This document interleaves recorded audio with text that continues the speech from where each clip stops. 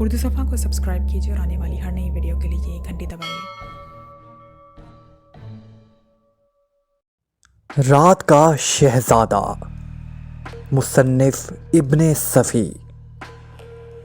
इमरान ने झुल्लाकर रिसीवर पटक दिया। उसे इस फ़ोन से नफ़रत हो गई थी। 3-4 दिन से वो बेकार मक्खियाँ मार रहा था। इस पर कुछ तो बेकारी सवार थी और कुछ फ़ोन यूँ सवार था कि शहर की एक लड़की ने उससे फ़ोन पर मोहब्बत शुरू कर दी थी। वक्त बे वक्त रिंग करके उससे ख्वामख्वाह पोर करती रहती थी। इमरान नहीं जानता था कि वो कौन है, कैसी है और कहाँ रहती है। बस उसने उससे फ़ोन पर मोहब्बत शुरू कर दी थी। इस वक्त तो इमरान को ख़ास तौर पर गुस्सा आया था। उसने रिंग करके हेलो कहा, फिर जल्दी से बोली ओह डैडी इधर आ रहे हैं, और सिलसिला मुनक़ता कर दिया। पहले तो इमरान का दिल चाहा कि रिसीवर अपने सर पर मारे, लेकिन फिर उसे हुक पर ही पटकने पर इक्तफा किया। शायद आधे ही मिनट बाद घंटी फिर बजी। इमरान सोच भी नहीं सकता था कि फिर वही होगी। उसने रिसीवर उठाया। हेलो, दूसरी तरफ से मुतरन्नम सी आवाज़ सुनाई दी। हाय, फिर इमरान ने आंखें फाड़ कर बोला, जी हाँ, मैं समझी थी शायद डैडी इस तरफ आएंगे। खुदारा मुझे अपने डैडी ही का नाम और पता बता दीजिए। इमरान ने घनघना कर कहा, हरगिज़ नहीं, वरना आप मेरी मोहब्बत का खून कर देंगे। मैं आपको अच्छी तरह जानती हूँ। अबे ओ सुलेमान, इमरान हलक फाड़ कर चीखा। जी, फ़ोन से आवाज़ आई। आपसे नहीं, इमरान ने झुंझला कर बोला, मैं अपने नौकर को पुकार रहा था। दूसरी तरफ से हंसने की आवाज़ आई। फिर कहा किया, आप इतने बेदर्द क्यों हैं? इमरान ने रिसीवर सुलेमान को थमा दिया। सुलेमान समझा शायद कहीं से उसका फ़ोन आया है। उसने माउथ पीस में कहा जी, फिर हैरत से आंखें फाड़े हुए कुछ देर तक सुनता रहा। उसके चेहरे पर बुखलाहट के आसार थे। उसने फंसी फंसी सी आवाज़ में कहा, जी साहब, मैं सुलेमान बोल रहा हूँ। पता नहीं दूसरी तरफ से क्या कहा किया। बहरहाल जब वो रिसीवर रखने लगा तो उसका हाथ बुरी तरह कांप रहा था। क्यों बे, ये कौन थी? इमरान ने गरज कर पूछा। साहब, मैं क्या जानूं? साहब के बच्चे, तुमने नामहरम औरतों से इश्क लड़ा लड़ा कर मेरा फ़ोन नजस कर दिया। अरे अल्लाह कसम साहब, मैं तो जानता भी नहीं इसको। फिर वही बकवास, जोरी और चीता सोरी, चीता सोरी नहीं, सीना चोरी। क्या कहते हैं बे, चोरी और सीना जोरी। सुलेमान जल्दी से बोला। हाँ फिर बोल। मैं नहीं जानता साहब कि वो कौन थी। हाय, तो गया दर्जनों हैं। तो क्या ये दर्जनों हैं? इमरान ने आंखें फाड़ कर बोला। नहीं साहब, कसम ले लीजिए। शो पहाड़ को पढ़ा है तूने? नहीं साहब। नक्शे को? कौन से नक्शे को? बिल्कुल जाहिल है अबे। नक्शे नहीं, नक्शे, जर्मन फिलोसफर नक्शे। साहब, आप कुछ भूल गए हैं। सुलेमान जल्दी से बोला। क्या भूल गया हूँ? यही कि आप आज मुझे दिन भर की छुट्टी दे देंगे। कल आपने वादा किया था। दफ़ा हो जाओ, लेकिन कान खोल कर सुन ले। इश्क विश्क का चक्कर छोड़ दे। अभी तेरे बाल बच्चे भी नहीं हुए हैं, बर्बाद हो जाएंगे। Get out. सुलेमान सर खुजाता हुआ कमरे से बाहर निकल गया। आजकल इमरान फ्लैट में तन्हा था। रोशी ने दूसरा फ्लैट ले लिया था और अब वहीं रहती थी। इमरान जैसे आदमी को बर्दाश्त कर लेना हर एक के बस की बात नहीं थी। इमरान ने अपने घर की शक्ल महीनों से नहीं देखी थी। रहमान साहब का हुक्म था कि उसे घर में घुसने ही ना दिया जाए। वैसे वो इधर से गुजरता ज़रूर था। फाटक पर रुककर चौकीदार को गालिब के 2-4 इशार सुनाता, कन्फ्यूज के अकवाल दोहराता और ख़ुद को फ़लसफ़ा समझाता हुआ गुजर जाता। अलबत्ता इसके ख़ास नौकर सुलेमान ने इसका साथ नहीं छोड़ा। रहमान साहब की मुलाज़मत तर्क करके वो भी इमरान के पास पहुँच गया था। रोशी के चले जाने के बाद इमरान ने इरादा शादी और तलाक का बोर्ड हटवा दिया था और अब इसकी जगह एक सादा बोर्ड ने ले ली थी। जब वो फ्लैट में दाखिल होने लगता तो इस पर चौक से लिख देता, Ali Imran, MSc PhD Oxon. और जब फ्लैट से कहीं बाहर जाने लगता तो उसे मिटा कर लिख देता, सुलेमान, इस नालायक के पास कोई डिग्री नहीं है। पड़ोसी देखते और हंसते। सुलेमान में इतनी हिम्मत नहीं थी कि वो उसे मिटा देता। महकमा सराकर सानी का सुप्रिटेंडेंट कैप्टन फयाज इस हैज़ बहस में पड़ा हुआ था कि इमरान का ताल्लुक होम डिपार्टमेंट से है भी या नहीं। वैसे वो सोच भी नहीं सकता था कि इमरान के लिए कोई ख़ास जगह पैदा की गई होगी। और इसकी दानस्त में होम सेक्रेटरी सर सुल्तान ایسے نہیں تھے کہ عمران جیسے خر دماغ آدمی کو منہ لگاتے۔ بہرحال یہ کسی کا بھی نہیں معلوم تھا کہ آج کل عمران کا ذریعہ معاش کیا ہے، اور خود عمران کا خیال تھا کہ ذریعہ معاش سرے سے کوئی چیز ہے ہی نہیں۔ اگر کوئی لڑکی فون پر پیچھے پڑ جائے تو ذریعہ معاش کا پسماندہ کسی یتیم خانے کے ہی ہاتھ لگ سکتا ہے۔ فون کی گھنٹی بج اٹھی اور اس نے ریسیور اٹھا کر ہانک لگائی۔ میں عمران کا باپ رحمان بول رہا ہوں۔ لیکن اب غور سے سنا تو وہ کسی لڑکی کی آواز نہیں تھی، بلکہ شاید کہیں سے غلط کنیکشن ہو گیا تھا۔ دو آدمی گفتگو کر رہے تھے۔ عمران ایک ایک لفظ سن رہا تھا۔ ایک طرف سے بولنے والا یقیناً کسی تکلیف میں مبتلا تھا، کیونکہ اس کے منہ سے بار بار کرہا نکل رہی تھی۔ میں نے آواز آئی، بدقت تمہیں فون کیا ہے۔ میرے ہاتھ پیر ایک کرسی پہ جکڑے ہوئے ہیں۔ پھر تم نے نمبر کیسے ڈائل کیے؟ دوسری آواز آئی۔ پہلی آواز، اوہ بامشکل تمام کرسی سمیٹ کھسکاتا ہوا میز تک آیا، میز پر پڑی ہوئی ایک پینسل دانتوں میں دبائی اور اس سے نمبر ڈائل کیے۔ ریسیور کو سر سے پہلے ہی میز پر گرا لیا تھا، اور اب وہ جس پوزیشن میں ہے اس سے مجھے تمہاری آواز صاف سنائی دے رہی ہے، اور میری گردن ٹوٹی جا رہی ہے۔ میں نہیں جانتا کہ یہ عمارت کہاں ہے۔ دوسری آواز، تم وہاں پہنچے کس طرح؟ پہلی آواز، میری گردن ٹوٹ رہی ہے، یہ پھر بتاؤں گا۔ کچھ کرو، کمرے کی ساری کھڑکیاں اور دروازے بند ہیں۔ ٹھہرو۔ دوسری آواز، لیکن جب یہی نہیں معلوم کہ عمارت کہاں ہے۔ پہلی آواز، ارے سنو بھی تو، ٹھہرو، میں تمہیں اس فون کا نمبر بتاتا ہوں۔ آواز آنی بند ہو گئی، لیکن عمران ریسیور کان سے لگائے رہا۔ کچھ دیر بعد آواز آئی، اس کا نمبر 31860 ہے۔ ڈائریکٹری میں دیکھو کہ یہ نمبر کس کا ہے، پتہ چل جائے گا۔ لیکن اب یہاں فون مت کرنا، کیونکہ میں ریسیور کو کسی طرح بھی ہک پر رکھ کر سلسلہ منقطع نہیں کر سکتا۔ دوسری آواز، اچھا میں کوشش کرتا ہوں۔ سلسلہ منقطع ہو گیا۔ عمران نے جھپٹ کر ٹیلی فون ڈائریکٹری اٹھائی۔ نمبر کی تلاش آسان کام نہیں تھا، پھر بھی وہ بڑی تیزی سے ورگردانی کرتا رہا۔ اسی دوران میں فون کی گھنٹی پھر بجی اور عمران نے ریسیور اٹھایا۔ ہیلو، دوسری طرف سے آواز سنائی تھی، اور یہ اسی لڑکی کی آواز تھی۔ عمران برا سا منہ بنا کر بولا، ہیلو، یتیم خانہ، انجمن سادات۔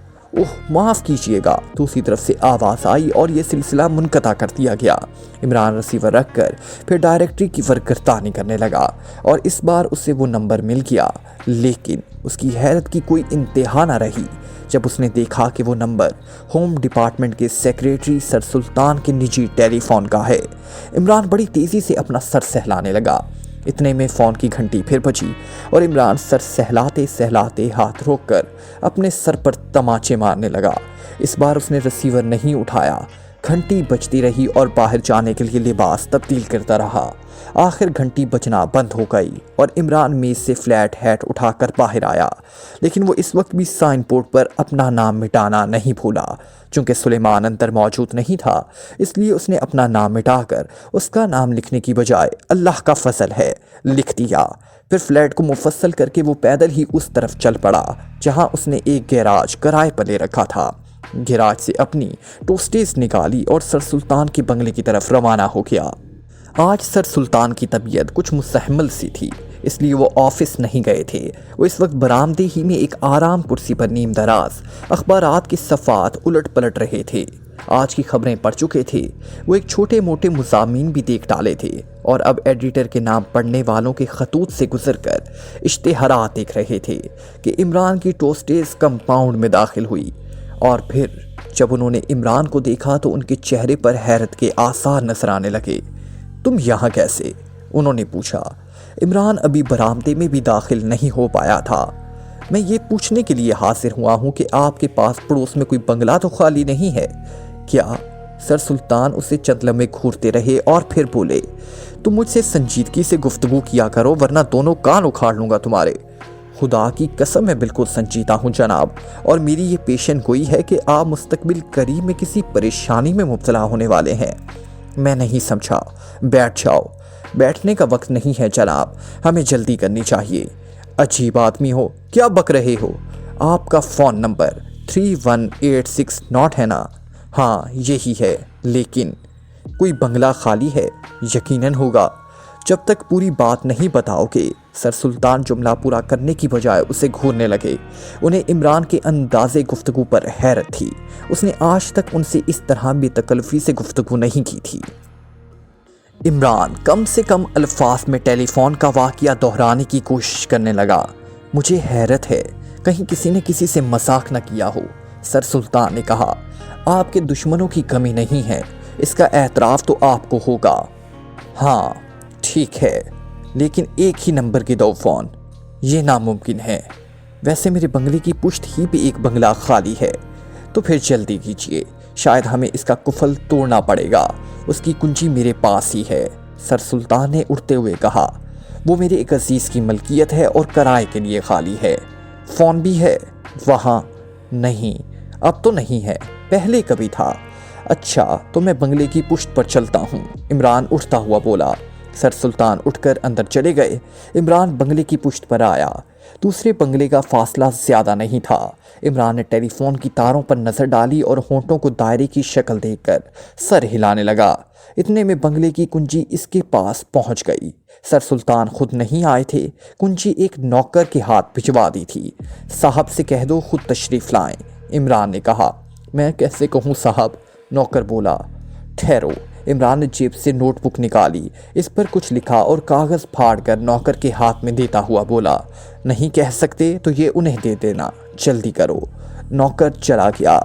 इमरान मुस्तिरबाना अंदाज में वहीं टहलता रहा। उसके चेहरे पर उलझन के आसार थे और वो बार बार इस तार की तरफ देखने लगता था जो सर सुल्तान के बंगले की तार के खंबे से दूसरे बंगले की दीवार तक फैला हुआ था।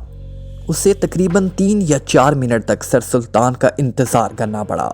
सर सुल्तान आए ज़रूर, मगर कुछ झुंझलाए हुए से मालूम हो रहे थे। मैं फिर कहता हूँ किसी ने मजाक किया होगा, उन्होंने कहा, मगर ये मुलाहिजा फरमाइए। इमरान ऊपर की तरफ उंगली उठाकर बोला, इस सिलसिले का क्या मतलब हो सकता है? आपके वायर पोल से ये कनेक्शन कैसा? ओहो, सर सुल्तान के होंठ हैरत से खुल गए। फिर वो इमरान की तरफ खाली अल ज़हनी के अंदाज में देखते रहने के बाद बोले, बड़ी अजीब बात है। बस अब आइए। इमरान दूसरे बंगले की तरफ बढ़ता हुआ। वो दोनों चक्कर काट कर बंगले के बरामदे के सामने पहुंचे और जैसे ही वो आगे बढ़े, एक बार फिर सुल्तान की आंखों से हैरत झांकने लगी। हैं, यहाँ तो कुफल पड़ा हुआ था, वो बड़बड़ाए।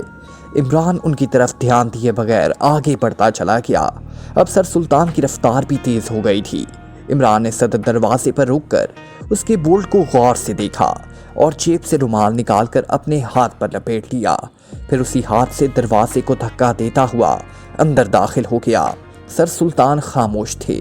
ज़रा इन निशानात का ख्याल रखिएगा, इमरान ने गिर्द आलूद फर्श की तरफ इशारा करके कहा, जिन पर किसी के पैरों के निशानात बहुत वाज़ेह थे। शायद ये बंगला बहुत दिनों से खाली था क्योंकि उसकी दीवारें भी गिर्द आलूद थी।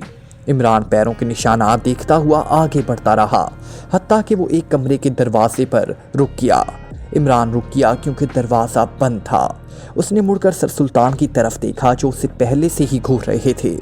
क्या आप मेरे मुतल्लिक कोई गलत बात सोच रहे हैं? इमरान ने पूछा।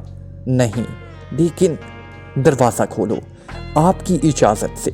इमरान ने आहिस्ता से बड़बड़ाकर उसी हाथ से दरवाजे को धक्का दिया जिस पर रुमाल लिपटा हुआ था। दरवाज़ा खुल गया और सर सुल्तान इमरान को एक तरफ हटाकर मुस्तिबराना अंदाज में अंदर दाखिल हो गए। फिर दोनों ही तहीर आमेज नज़रों से कमरे का जायज़ा ले रहे थे। किसी के मुंह से एक लफ्ज़ भी नहीं निकला। मेज़ के करीब एक कुर्सी उल्टी पड़ी थी और उसके नीचे बहुत ताज़ा खून था। रस्सी के टुकड़े इधर उधर फैले हुए थे। लेकिन लाश, सर सुल्तान ने भराई हुई आवाज़ में कहा। लाश, इमरान कुछ सोचता हुआ बोला। पता नहीं, लेकिन इसने किसी को आपके नंबर से बताया है, लिहाजा ये आपके खिलाफ किसी किस्म की साजिश हो सकती है। मेरे खिलाफ? जी हाँ, बेहतर यही है कि आप पुलिस को फ़ोन पर मुतल्ला करें। मैं यही हूँ, आप जाइए। लेकिन यहाँ कोई टेलीफोन मौजूद नहीं है। शायद वो जल्दी में दीवार वाला कनेक्शन अलग नहीं कर सके। ये चीज़ आपके हक़ में बेहतर हुई है। क्या चक्कर है भाई, मैं कुछ नहीं समझ सकता, सर सुल्तान ने उकताए हुए अंदाज़ में कहा। आप फ़ोन कर दीजिए। क्या आपको मुझ पर एतमाद नहीं है? सर सुल्तान चंद लम्हे कुछ सोचते रहे, फिर वहां से चले गए। इमरान थोड़ी देर तक बेहिस्सो हरकत खड़ा सोचता रहा, फिर बेस के करीब आकर उस पर झुक गया। मालूम नहीं वो क्या देख रहा था। अचानक वो चौंक पड़ा। यकीनन वो दौड़ते हुए कदमों ही की आवाज़ थी और कोई इसी तरफ आ रहा था। इमरान तेजी से दरवाजे की जाने पड़ा। ये सर सुल्तान थे। दरवाजे के करीब आकर वो अचानक रुक गए। अब उनके इंतशार शुदा चेहरे पर खुफत के आसार भी थे, जैसे उन्हें एहसास हो कि इस तरह दौड़ना उनकी सी शख्सियत के आदमी को सेब नहीं देता। वाकई इमरान, वो हामते हुए बोले, साजिश। क्या हुआ? लाश कहाँ? मेरे बाएं बाग में। चलो। वो फिर तेजी से मुड़ गए। इमरान उनके पीछे दौड़ता रहा। आज से पहले कभी उसे सर सुल्तान को इस हाल में देखने का इत्तेफाक नहीं हुआ था। किसी ज़माना में उनका फौजी करियर भी रह चुका था और अब बुढ़ापे में भी वो कम अज़ कम इतने कमज़ोर दिल तो नहीं हो सकते थे कि एक लाश देखकर इस तरह बदहवास हो जाते। इमरान उनके साथ दौड़ता हुआ बाएं बाग में आया और यहाँ उसने गुलाब की झाड़ियों में एक लाश देखी। चूंकि वो औंधे मुंह पड़ी हुई थी इसलिए वो चेहरा ना देख सका, लेकिन पुश्त में घुसे हुए खंजर का दस्ता तो बहरहाल साफ नजर आ रहा था। इमरान सर सुल्तान की तरफ मुड़ा, जो किसी मासूम बच्चे की तरह खड़े पलके झपका रहे थे। उनके सते हुए चेहरे पर बड़ाई की कोई अलामत बाकी नहीं रह गई थी। आपने फ़ोन नहीं किया? इमरान ने पूछा। नहीं, इसकी नौबत ही नहीं आई। सर सुल्तान ने अपने खुश्क होंठों पर जुबान फेर कर कहा। लेकिन इमरान इस लेकिन के बाद वाले जुमले का मुंतज़िर रहा, मगर सुल्तान ने उससे आगे और कुछ नहीं कहा। आप शायद कुछ कहना चाहते हैं, इमरान बोला। मेरी समझ में नहीं आ रहा कि मैं क्या करूं। सर सुल्तान दोनों हाथों से सर पकड़कर लॉन पर बैठ गए और आंखें बंद कर ली। मैंने आज से कबल कभी अपने आप को इस हाल में नहीं देखा। आखिर आप परेशान क्यों हैं? यहाँ सिर्फ लाश की मौजूदगी ये साबित नहीं कर सकती कि आप कत्ल के मुर्तकिब हुए हैं। हम इधर ही से गुजर कर वहाँ गए थे, सर सुल्तान ने कहा। जी हाँ, लेकिन ये लाश इस वक्त यहाँ नहीं थी, ना रही होगी, इमरान ने लापरवाही से कहा। मैं दरअसल आपकी परेशानी की वजह मालूम करना चाहता हूँ। ओह, मुझे फ़ोन कर देना चाहिए, सर सुल्तान ने उठते हुए कहा। इमरान उन्हें बहुत गौर से देख रहा था। वो लड़खड़ाते हुए कदमों से बरामदे की तरफ चले गए। पुलिस की कार्रवाई खत्म हो जाने के बाद इमरान ने सर सुल्तान से कहा, आप कुछ छुपा रहे हैं। क्या छुपा रहा हूँ? सर सुल्तान दफतन चौंक पड़े और उनके चेहरे की सर्दी पड़ गई। कतई गुमनाम था ये मकतूल आपके लिए? कतई गुमनाम था। फिर समझ में नहीं आता कि मुजरिम की इस हरकत का क्या मकसद हो सकता है। जाहिर है कि आप पर शुबा भी नहीं किया जा सकता। सर सुल्तान खामोश रहे और इमरान कहता रहा, अगर आपके खिलाफ किसी किस्म की साजिश है तो उसे दूसरी शक्ल भी होना चाहिए था। यानी आप इस सूरत में मकतूल से ना सिर्फ वाकिफ़ होते बल्कि दूसरों को भी इसका इल्म होता कि आपके और इसके ताल्लुकात अच्छे नहीं थे।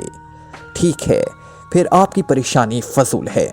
मैं क्या बताऊं कि वो फिर कुछ कहते कहते रुक गए और इमरान मौजू बदल कर बोला, अब मैं आपकी क्या खिदमत कर सकता हूँ? मैं खुद नहीं बता सकता कि तुम इस सिलसिले में क्या कर सकोगे। मुमकिन है कुछ कर ही सकूं, लेकिन इस सूरत में जबकि आप मुझे किसी मामले और में अंधेरे में ना रखें, इमरान ने कहा। सर सुल्तान कुछ सोचने लगे, फिर उन्होंने कहा, देखो इमरान, मैं इससे ज़्यादा और कुछ नहीं चाहता कि तुम कातिल को ढूंढ निकालो। मैं इसके लिए हाजिर हूँ, लेकिन इस सूरत में भी आप मेरे कुछ सवालात के जवाबात देने पर मजबूर होंगे। मैं इस बेतकल्फ़ी की माफ़ी चाहता हूँ। कोई बात नहीं, सर सुल्तान ने मुस्कुराने की कोशिश की। वो आहिस्ता आहिस्ता खुद पर काबू पा रहे थे। देर हुई लाश वहाँ से उठ चुकी थी और पुलिस वाले भी जा चुके थे। इस दौरान मैं आपका किसी से झगड़ा हुआ है? इमरान ने पूछा। नहीं, कतई नहीं। क्या आपकी तरक्की के सिलसिले में किसी दूसरे की हक तलफी हुई है? नहीं, ये बात भी नहीं है। फिर बताइए कातिल कैसे पकड़ा जा सकता है? इमरान ने तशवीश आमेज लहजे में कहा। ना आप किसी के दुश्मन, ना कोई आपका दुश्मन। मकतूल आपके लिए अजनबी। एक ऐसे मकान में उसे कत्ल किया गया जिसकी कुंजी आप ही के पास थी और फिर उसे आपके बाएं बाग में डाल दिया गया। आप खुद सोचिए, मैं किस उलझन में पड़ सकता हूँ? सर सुल्तान कुछ नहीं बोले। इमरान बड़े गौर से उनका चेहरा देख रहा था। उसे यकीन था कि वो कुछ ना कुछ ज़रूर छुपा रहे हैं। इमरान ने कहा, आपके टेलीफोन की तार के खंभे से कनेक्शन लिया गया था और फ़ोन अब आप सोचिए कि वहाँ आखिर टेलीफोन का ड्रामा खेलने की क्या ज़रूरत थी। अगर आप सोचें तो इसी नतीजे पर पहुँचेंगे कि कातिल यही चाहता था। क्या नाम? जी हाँ, मतलब ये कि कातिल चाहता था कि मरने से पहले मकतूल किसी ना किसी को फ़ोन ज़रूर कर दे। इसके लिए आपने आपका फ़ोन नंबर मुंतखब किया। अच्छा, अब मैं कुछ ना पूछूंगा। अभी मेरे हाथ में एक कार्ड मौजूद है, यानी वो आदमी जिसे फ़ोन किया गया था मेरी ही तरह गालिबन उसे भी डायरेक्टरी में आपका नंबर देकर हैरत हुई होगी या ना हुई हो, खुदा जाने। लेकिन तुम उसे तलाश कैसे करोगे? तुम्हें क्या मालूम कि मकतूल ने किस नंबर पर रिंग किया था? जी हाँ, ये तो नहीं मालूम, मगर देखिए मैं कोशिश करूँगा। इस कमरे में इमरान और सर सुल्तान के अलावा और कोई नहीं था, लेकिन इसका ये मतलब तो नहीं था कि घर के दूसरे अफराद को इस हादसे की कोई फिक्र ही ना रही हो। इस कमरे से मुल्हिका सारे कमरों में लोगों की आवाज़ें आ रही थी। तकरीबन सभी परेशान होंगे, लेकिन वो यहाँ इस कमरे में आने की हिम्मत नहीं कर सकते थे, क्योंकि सर सुल्तान इन लोगों में से थे जिनके मुतल्लिक कहा जाता है कि नाक पर मक्खी भी नहीं बैठने देते। अच्छा, तो अब मुझे इजाज़त दीजिए, इमरान ने सर सुल्तान की तरफ देखे बगैर कहा। अच्छी बात है, सर सुल्तान ने उठकर उसकी तरफ हाथ बढ़ाते हुए कहा।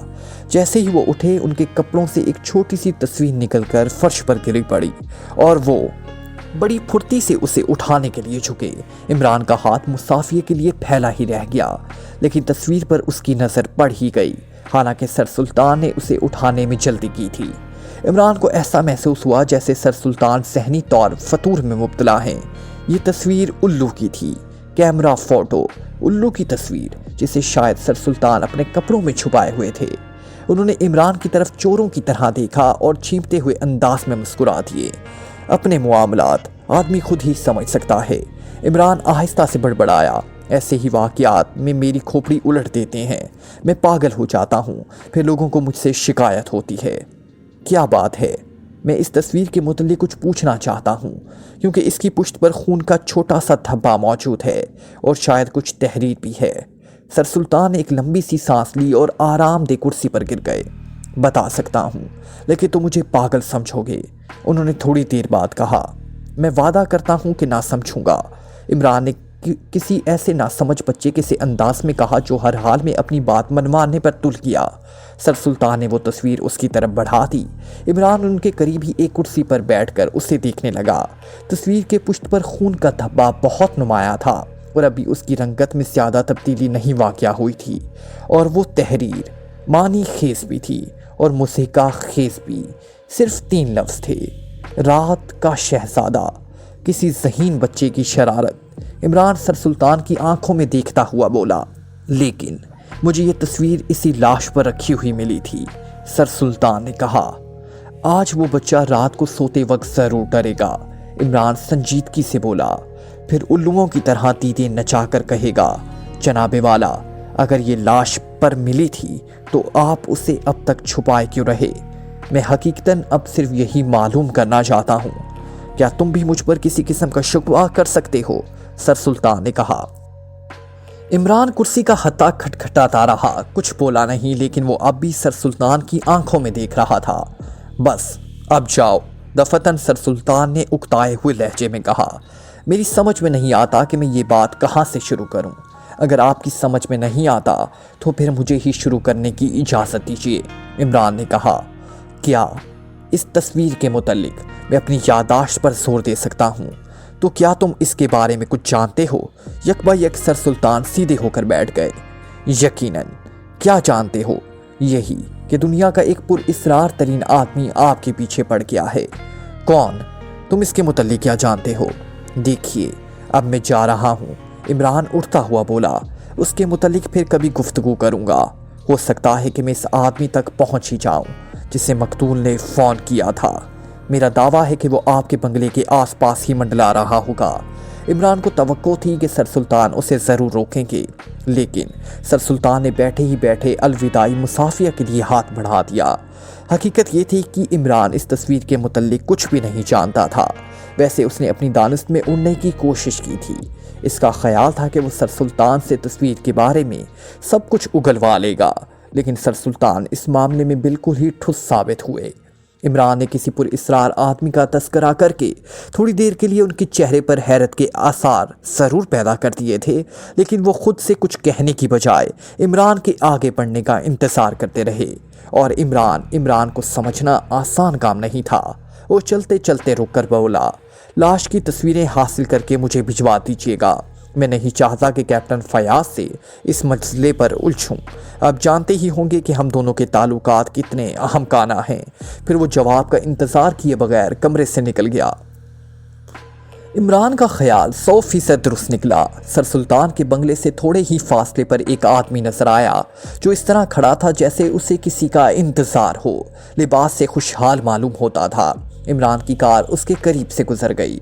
इमरान सोच रहा था कि मुमकिन है ये वो आदमी ना हो, क्योंकि ऐसे हालात में जबकि पुलिस वहाँ से एक लाश ले गई थी, उसका वहाँ ठहरना मुश्किल ही होता। लेकिन इस सिलसिले में कोई वाज़ेह राय नहीं कायम की जा सकती थी। हो सकता है वो पुलिस की कार्रवाइयाँ ख़त्म हो जाने के बाद वहाँ पहुँचा हो। उसे इसका इल्म ही ना हो सका हो कि थोड़ी देर कबल वहाँ क्या हो चुका है। ये गरीब आदमियों की बस्ती तो थी नहीं कि लोग घंटों सड़क पर खड़े होकर इस वाक़या के मुतालिक चहमक गोइयाँ करते। यहाँ इस तबके की आबादी नहीं थी जिसके अफराद किसी आवारा कुत्ते की अचानक मौत पर भी अफसोस करने के लिए इकट्ठा हो जाते। यहाँ से पुलिस थोड़ी देर कबल एक आदमी की लाश ले गई थी, लेकिन अब ऐसा मालूम हो रहा था जैसे कोई बात ही ना हुई हो। बस थोड़ी देर के लिए मकानों की खिड़कियां खुली थी, कुछ लोग सड़क पर निकल आए थे और फिर कुछ भी नहीं। गोया परिंदों के झुंड पर किसी शिकारी ने गोली चलाई। एक गिरा, दूसरे उड़ गए। इसके बाद नीचे वही ज़मीन, ऊपर वही बेकरियां, नीला आसमान और दोनों के दरमियान वही असली सन्नाटा। इमरान की कार इस आदमी से ज़्यादा दूर नहीं की थी। रफ्तार पहले ही से कम थी। इमरान एक दोराहे पर उसे रोककर दो बंगलों की दरमियानी जगह में इस तरह बैक करने लगा जैसे गलत रास्ते से निकल आने के बाद वापस होना चाहता हो, मगर इस कार दोबारा सड़क पर नहीं आई। इमरान उसे रोककर नीचे उतर आया। गली की मोड़ पर पहुंचकर उसने देखा कि वो आदमी अब भी वहीं खड़ा है, लेकिन अब वो तन्हा नहीं था और ना अब उसके अंदाज में पहले की सी बेफिक्री थी। वो एक दूसरे आदमी से गुफ्तगू कर रहा था। उनके करीब ही एक शानदार कार खड़ी थी। इमरान ने उन्हें कार में बैठते हुए देखा और कार मुखालिफ सिमत में मुड़ गई। इमरान बड़ी तेज़ी से अपनी कार की तरफ झपटा। उसने इंजन नहीं बंद किया था, मगर इससे ये गलती बेख्याली में सरसद हुई थी। दीदा दानिस्ता ऐसा नहीं किया गया था। इसकी कार दूसरी कार के ताक़ुब में रवाना हो गई, लेकिन इस स्टेज पर भी उसे यकीन नहीं था कि वो सही रास्ते पर है। किसी भी मामले की सुराग रसानी की इब्तदा ऐसे ही गैर यकीनी हालात से होती है। महज शुबे की बिना पर गलत रास्ते भी इख्तियार कर लिए जाते हैं।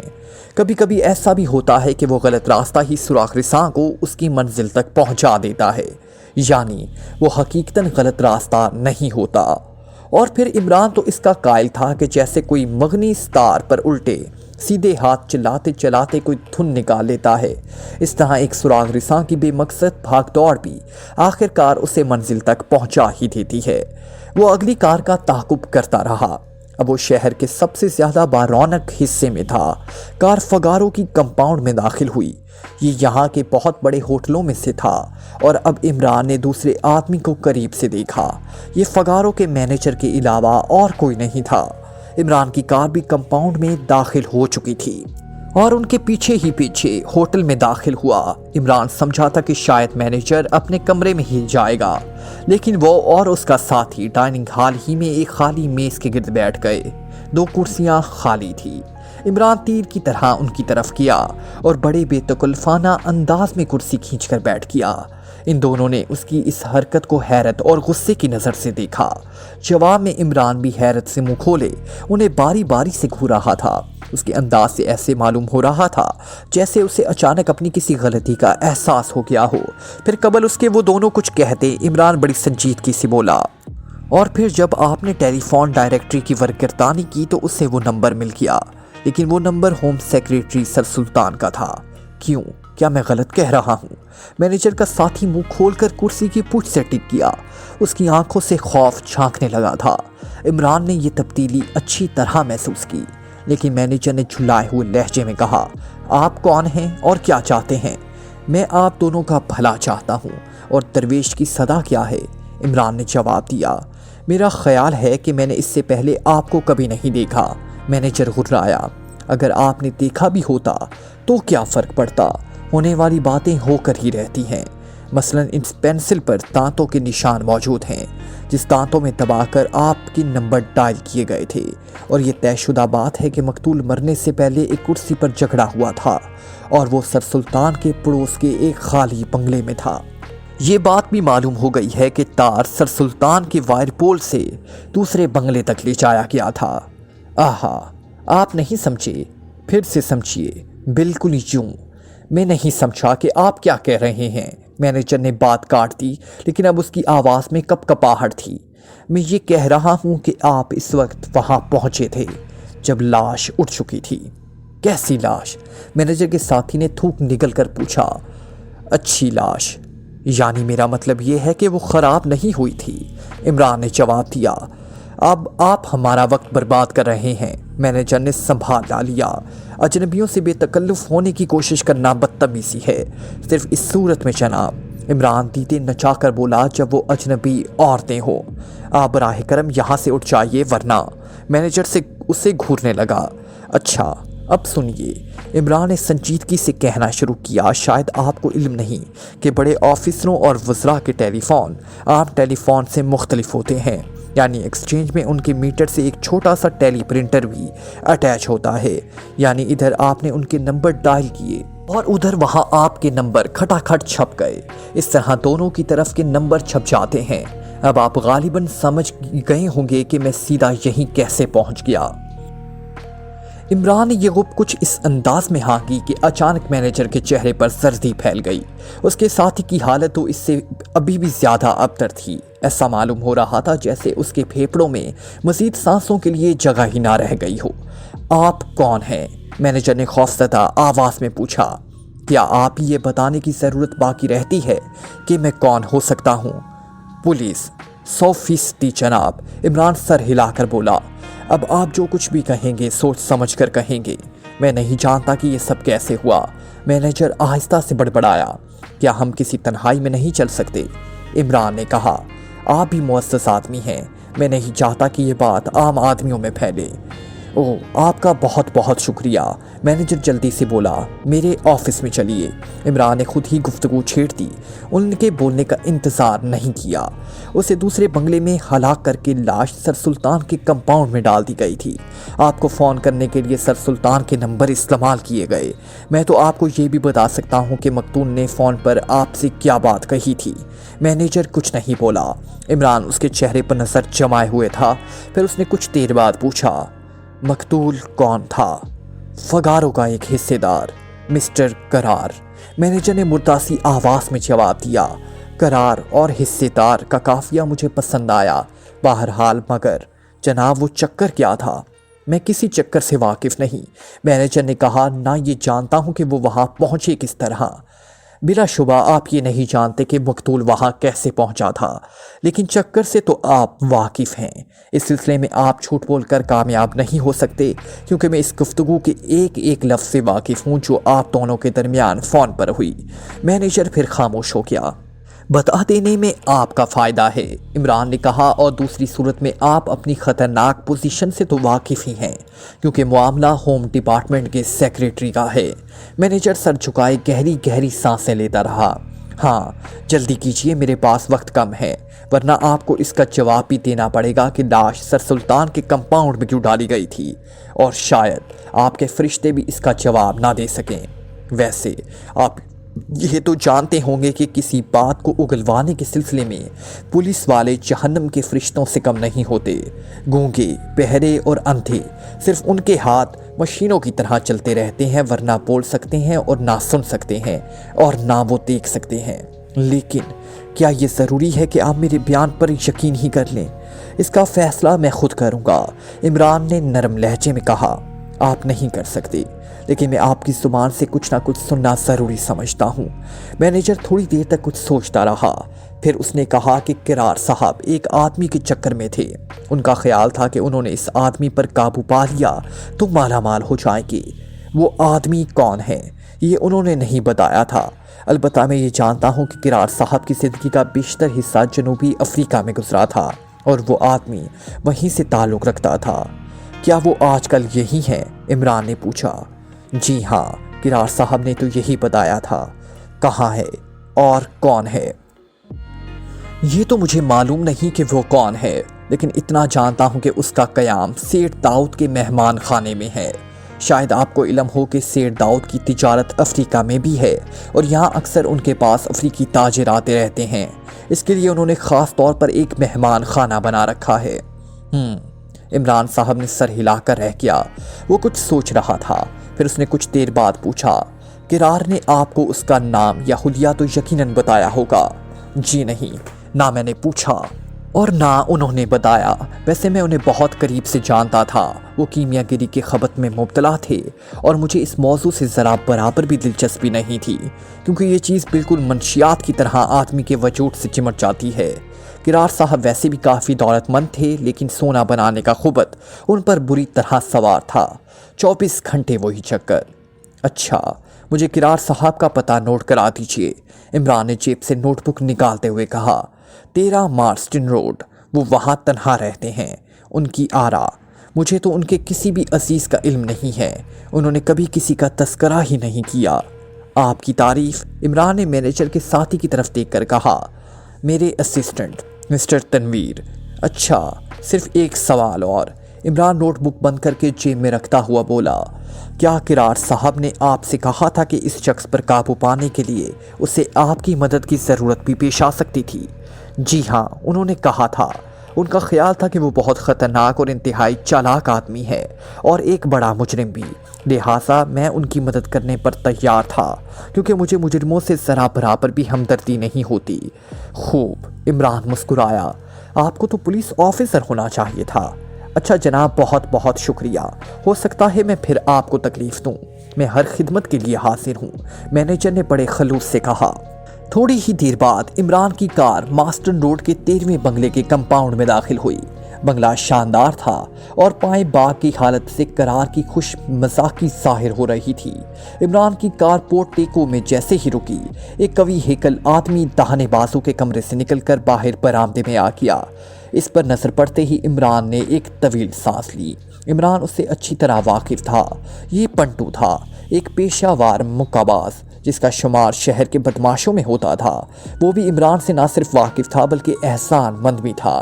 ایک بار عمران نے اسے ایک مشہور قمار باز گروہ کے پنجے سے رہائی دلائی تھی، ورنہ وہ ایک بڑی رقم کے ساتھ اپنی زندگی سے بھی ہاتھ دھو بیٹھتا۔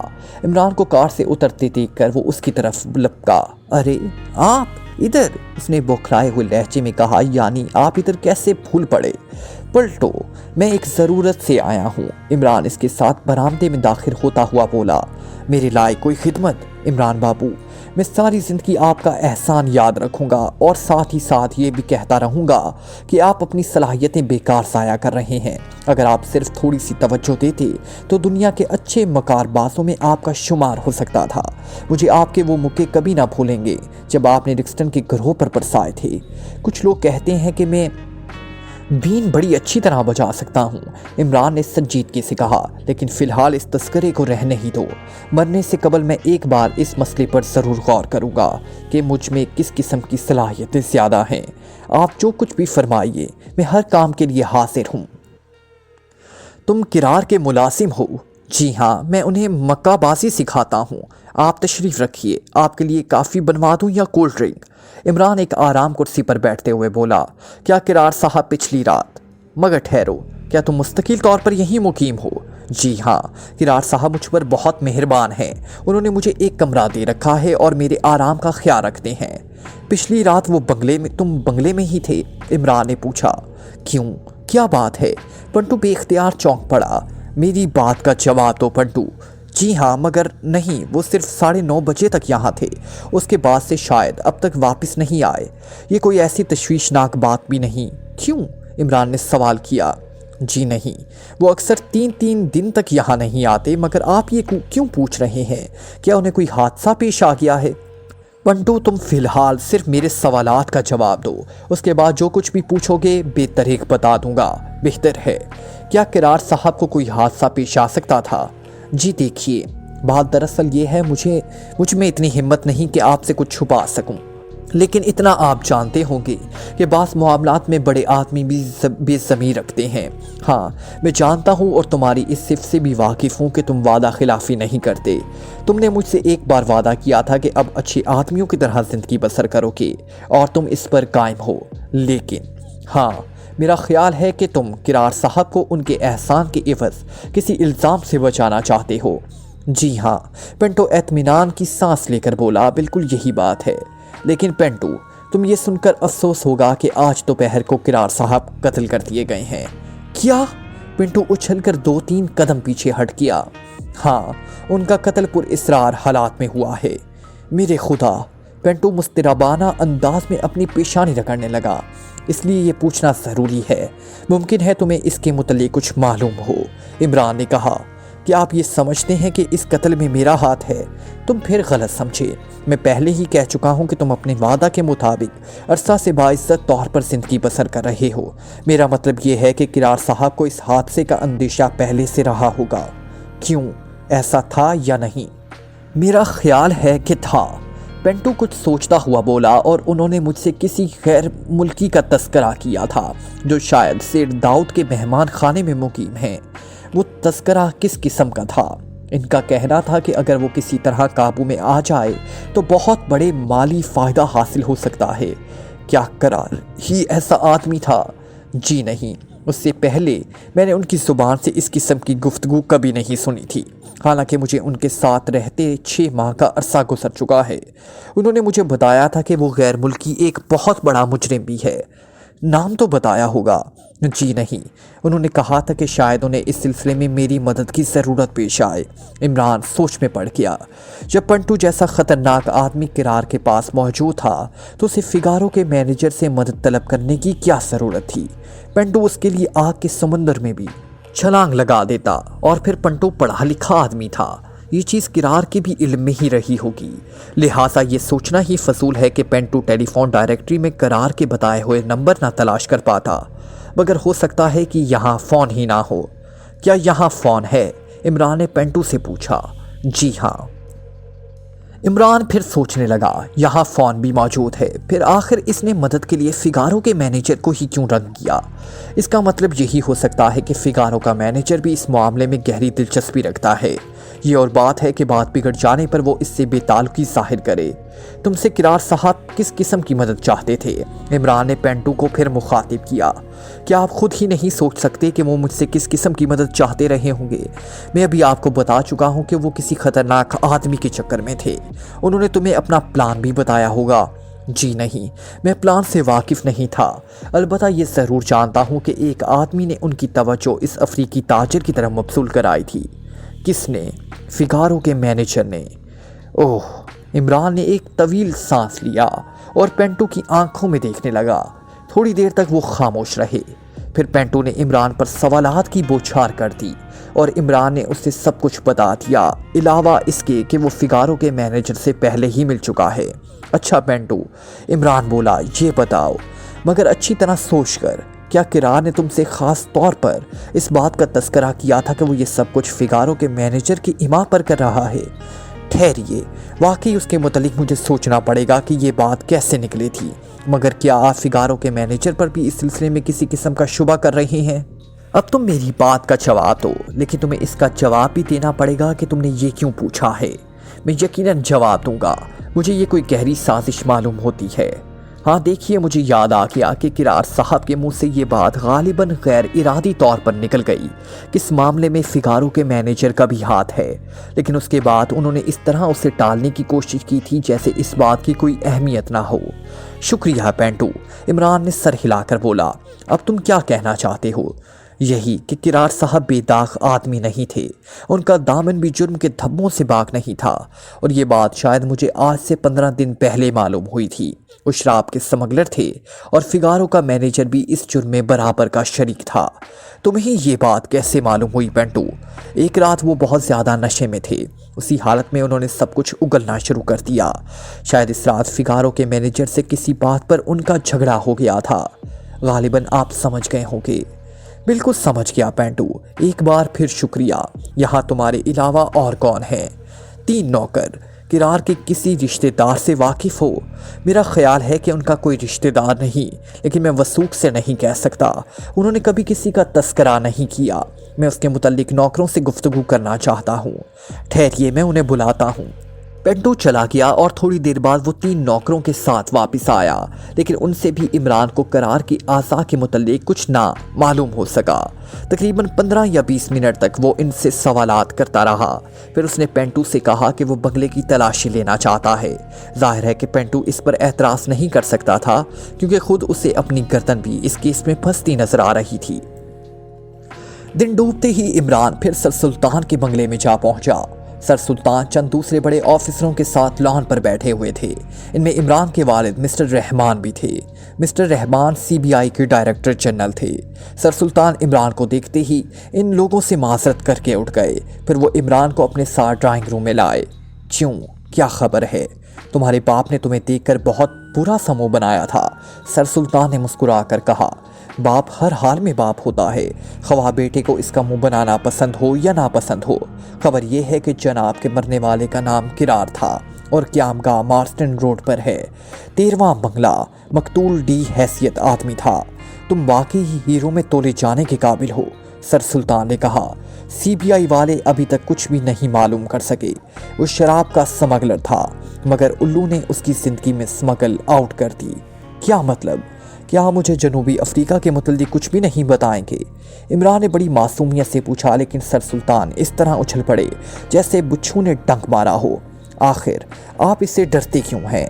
इमरान ने अंधेरे में तीर फेंका, लेकिन वो तीर ठीक निशाने पर बैठा, क्योंकि सर सुल्तान का चेहरा दफतन सर्द हो गया।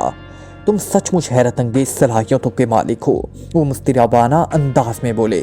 मुझे तुम पर बहुत एतमाद है। अगर तुम मेरे बेटे होते, हाँ, तब मैं 100% नालायक होता। कोई गलत बात ना कह दीजिएगा। बेटा होना ही तो बहुत बुरी बात है। इमरान, बैठ जाओ। मैं सख्त उलझन में हूँ। मुझे यकीन है कि तुम ना सिर्फ मेरी मदद करोगे, बल्कि राजदारी भी बरत लोगे। मैं एक बहुत बड़े ब्लैकमेलर के चक्कर में पड़ गया हूँ। इमरान एक कुर्सी पर टिक गया। मैंने उसे आज तक नहीं देखा। सर सुल्तान ने कहा, तुम्हें इल्म है कि मैं पहले फ्रांस के सफारत खाने में था और पेरिस में मेरा क़याम तकरीबन 7 बरस तक रहा है। वहीं मुझे इस पुर इसरार आदमी से 2-4 होना पड़ा। पता नहीं किस तरह उसे मेरा एक राज मालूम हो गया, ऐसा राज जिसके ज़ाहिर हो जाने पर किसी तरफ का मैं ना रह जाऊंगा। बहरहाल पेरिस ही के दौरान क़याम में मुझे इस बात का इल्म हुआ कि कोई और भी इस राज से वाकिफ़ है। मुझे बसरिया डाक उसके मुतल्लिक एक ख़त मौसूल हुआ और इस ख़त के साथ उल्लू की तस्वीर भी थी, जिसकी पुश्त पर रात का शहजादा तहरीर था। खत में इस राज पर तफसीली रोशनी डाली गई थी। फिर बाद में एक काम के लिए कहा गया था जो सिफारत खाने से ही मुतल्लिक था, और धमकी दी गई थी कि अगर वो काम ना हुआ तो मेरा राज तश्मो असबाम हो जाएगा। खैर, बहरहाल वो काम ऐसा नहीं था जिससे मेरा या सफारत खाने का कोई नुकसान होता। वो काम कर दिया गया। फिर वो मुझसे इसके बाद भी अक्सर छोटे मोटे काम लेता रहा। हर बार मुझे इसकी तरफ से लिफाफा मौसूल हुआ करता था, जिसमें उल्लू की तस्वीर ज़रूर हुआ करती थी, लेकिन अब वो शायद आजकल यहीं मुकीम है और मुझसे बहुत बड़ा काम लेना चाहता है। ऐसा काम जिससे मुल्क व कौम का वकार ख़तरे में पड़ सकता है। पहले उसने मुझे ख़त लिखा, लेकिन मेरी तरफ से कोई जवाब ना पाकर ये हरकत कर बैठा। वो मुझे खौफज़दा करना चाहता है, यानी अगर मैं अपने राज की परवाह ना करूं तब भी वो दूसरे ज़राए से काम निकाल लेगा।